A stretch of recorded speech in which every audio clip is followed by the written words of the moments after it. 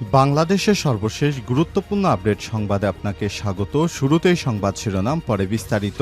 শুরুতেই জানাবো, গোপন আস্তানার সন্ধান, বান্দরবনে সেনাবাহিনীর সঙ্গে বন্দুকযুদ্ধে কেএনএফের ৩ সন্ত্রাসী নিহত।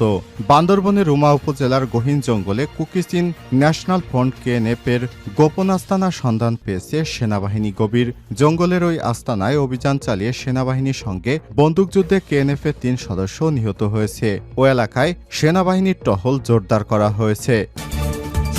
এরপর জানাবো, রাজধানীর প্রেস ক্লাবের সামনে সড়কে অটোরিকশা চালকদের অবরোধ, ব্যাটারি চালিত যানবাহন বন্ধের হাইকোর্টের আদেশ প্রত্যাহার, বিআরটিএ কর্তৃক লাইসেন্স ও যৌক্তিক রুট পারমিটের দাবিতে জাতীয় প্রেস ক্লাবের সামনে সড়ক অবরোধ করেছে রিকশা, ভ্যান, ইজিবাইক শ্রমিক ইউনিয়ন। রোববার বেলা 11:30টার দিকে অবরোধ শুরু করে ব্যাটারি চালিত রিকশা চালকেরা।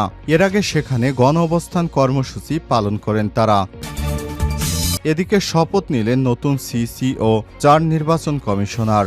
নবনিযুক্ত প্রধান নির্বাচন commissioner CC ASM Mohammad Nasir Uddin ছাড়াও ৪ নির্বাচন কমিশনার ইসি আনুষ্ঠানিকভাবে শপথ নিয়েছেন। রোববার ২৪শে নভেম্বর দুপুর ১:৩০টার পর সুপ্রিম কোর্টের জাজেস লাউঞ্জে তাদের শপথ পাঠ করান প্রধান বিচারপতি ড সৈয়দ রেফাত আহমেদ।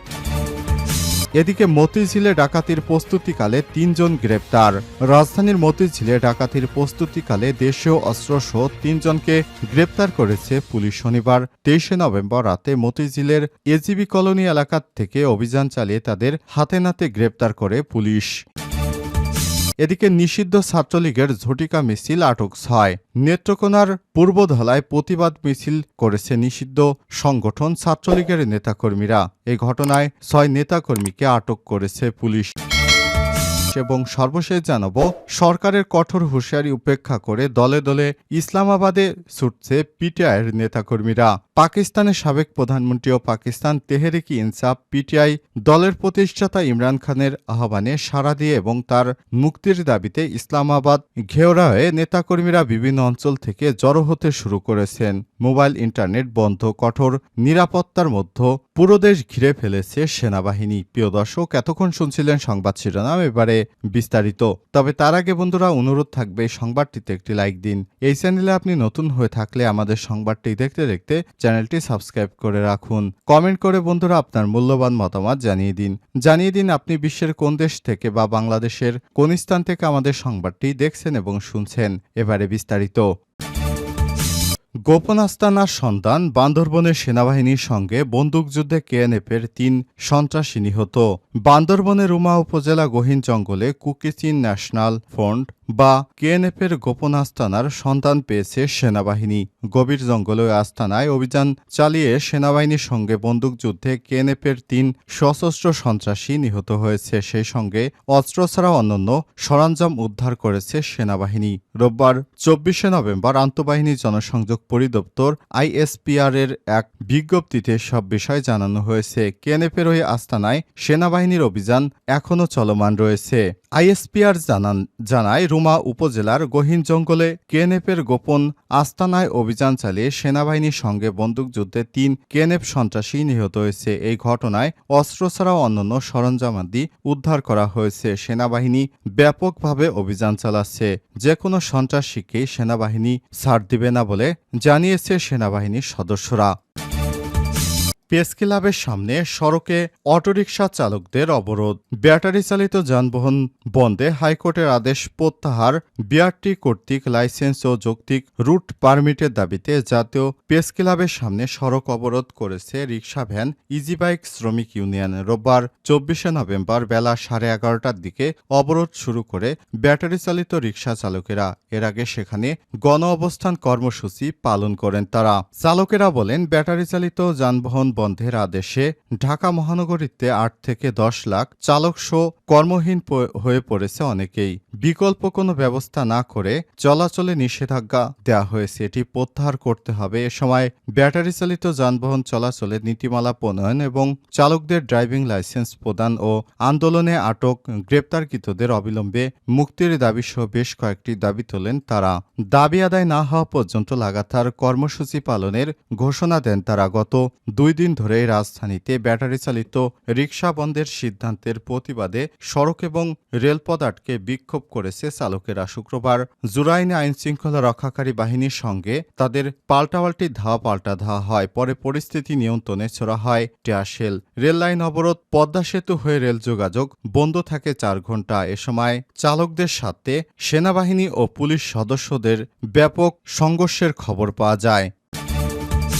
শপথ নিলেন নতুন সিসি ও 4 নির্বাচন কমিশনার। নবনিযুক্ত প্রধান নির্বাচন commissioner CC SM. Mohammad Nasir Uddin ছাড়াও 4 নির্বাচন কমিশনার ইসি আনুষ্ঠানিকভাবে শপথ নিয়েছেন। রোববার 24শে নভেম্বর দুপুর 1:30টার দিকে সুপ্রিম কোর্টের জাজেস লাউঞ্জে তাদের শপথ পাঠ করান প্রধান বিচারপতি ড.